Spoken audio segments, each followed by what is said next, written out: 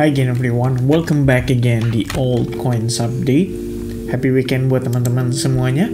So, ini adalah Altcoins Update setelah 2 hari absen ya teman-teman sekalian. Sebenarnya 1 hari sih, tapi kelihatannya kayak 2 hari karena terakhir saya update untuk altcoins itu adalah Ethereum dan Popcat ya. Ini request dari teman-teman viewers. Jarang banget saya ngebahas altcoins yang capnya tuh kecil gitu ya, tapi harap dimengerti kalau itu based on your own request. Jadi saya coba untuk menjabarkan gambaran dari technical analysis-nya itu seperti apa. Oke, semoga bisa bermanfaat buat teman-teman. Karena tadi saya juga ada sempat sharing cukup banyak ya di Telegram group. So if you guys mampir ke Telegram group, it's easy by the way, caranya tinggal cek aja di deskripsi daripada video ini. Itu kamu nanti bisa ke direct ke Telegram kita. Dan jadi recently ada beberapa request dari komen-komen di video altcoins update. Jadi saya ngecek kayak kemarin banyak banget yang nanyain soal Wave ya. Ya udah saya bahas seputar Wave hari ini secara mendetail tuh ya, starting dari daily perspektifnya, lower time frame-nya, gimana gambaran di 1 hour-nya, dan sampai secara sederhana beserta dengan kesimpulannya. Ya, tapi di sini tujuan saya discuss ini juga sebagai bagian dari edukasi. Semoga teman-teman bisa mendapatkan benefit ya dari apa yang saya coba sampaikan di sini dan bisa mempelajari bagaimana cara saya melihat sebuah market starting dari higher time frame ke lower time frame. Biasa orang bilang ini istilahnya dengan top down analysis. Oke. So, di video ini saya pengen sekali lagi ya top down analysis.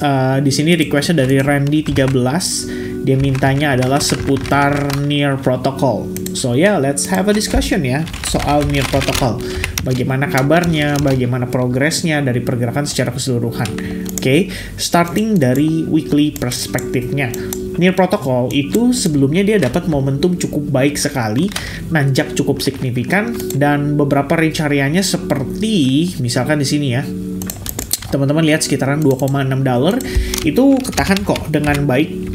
Oke, dia sempat clipping area itu dari dari resistance sebelumnya, sekarang menjadi support.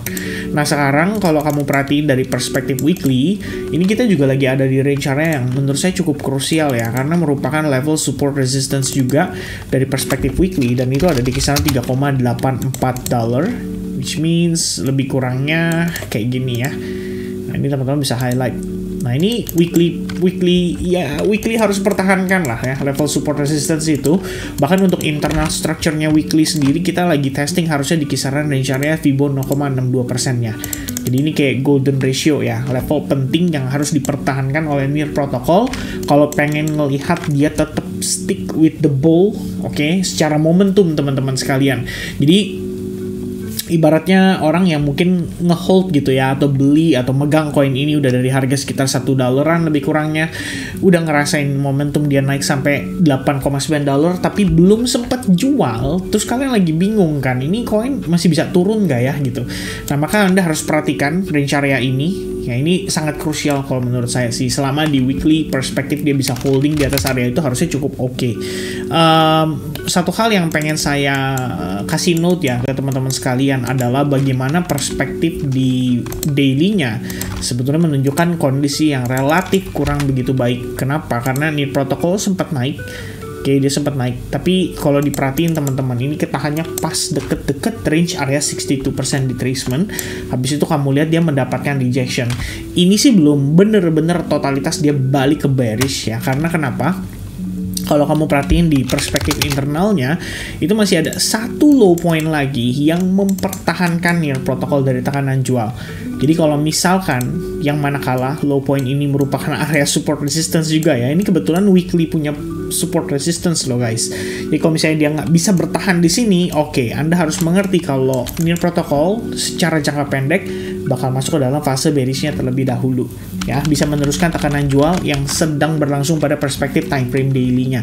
Namun demikian, seperti yang saya katakan tadi, ini adalah support resistance sangat krusial. Kalau dia bisa pertahankan level itu, teman-teman sekalian, maka Near Protocol berkesempatan untuk kembali rebound. Ya reboundnya sampai mana?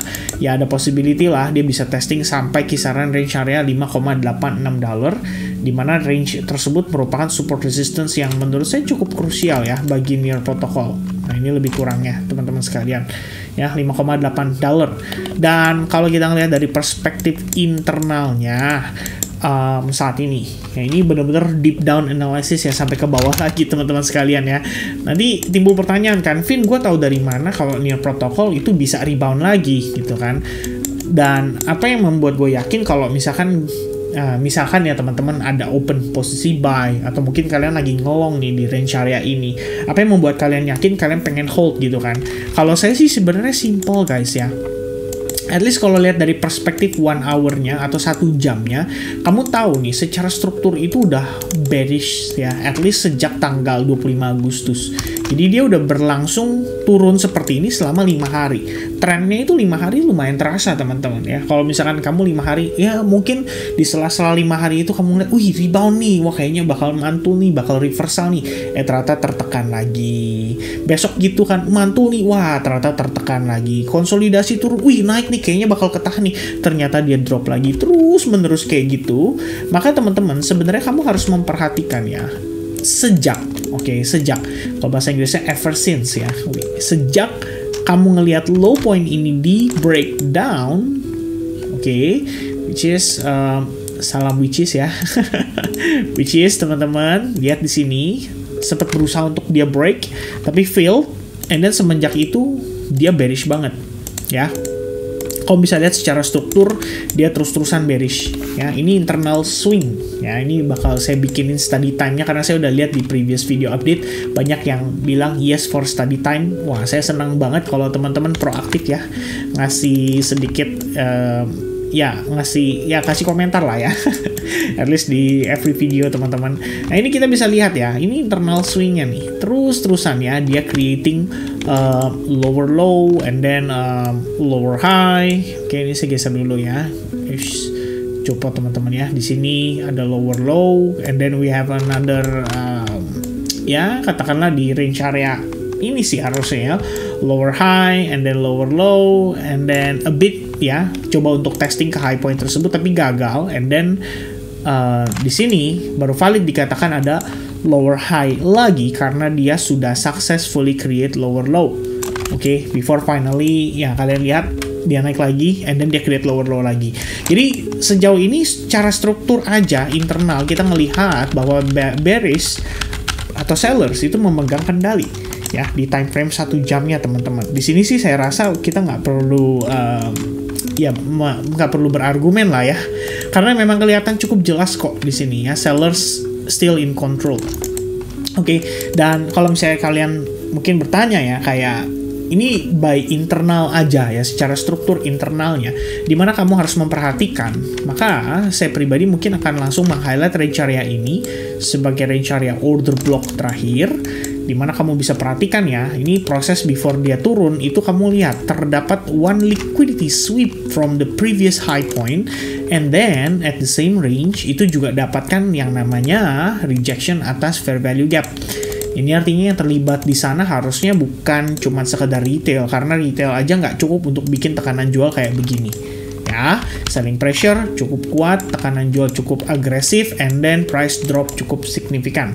Which means dia creating lower low, and then sekarang hanya untuk internalnya nih teman-teman ya, perhatikan hanya untuk internalnya aja kamu bisa gunakan Fibonacci retracement kayak gini, dan kamu bisa tahu gitu ya kira-kira di range mana dia ada potensi kena reject lagi. Ini internalnya, Nah maksudnya internal gimana, Vin? Karena kalau misalkan kamu lihat di sini, ini tuh sifatnya adalah high point internal pada perspektif time frame 1 jam. Kalau lihat di 4 jam, semua penurunan ini itu satu proses sampai ke bawah, guys. Ya, kamu lihat di situ, one push to the downside. Jadi kalau misalkan dia naik, jangan langsung berpikir bahwa ini bakal reversal total. Kenapa? Karena masih ada satu concern yang kamu harus perhatikan, di mana bisa saja ya high point ini itu nantinya bersifat sebagai liquidity saja. Jadi ibaratnya orang berpikir bahwa oh oke nih udah reverse ya kan, terus kamu buru-buru beli, ternyata dia dibanting turun lagi. Kenapa? Karena somehow di sini itu kamu bisa katakan bahwa ini adalah area fair value gap yang masih tersedia, di mana selling pressure yang diakibatkan oleh satu candle besar ini itu tentu saja melibatkan whales juga untuk interact di situ. Ya, interaksi di situ. Jadi kalau misalkan dia ngambil katakanlah high point itu, dia flip ya. Misalkan orang bilang kayak sederhana ya. Kalau kita gampangkan di sini kita bisa bilang kayak gini guys. Ini support resistance low, ya kan? Ini support resistance low. Begitu support resistance diambil, kita pikir bahwa ini valid gitu kan, secara perspektif time frame 1 jamnya. Terus ternyata ya kita dibanting lagi teman-teman gitu ya, dia create lower low lagi ya, itu masih bisa berpotensi untuk terjadi.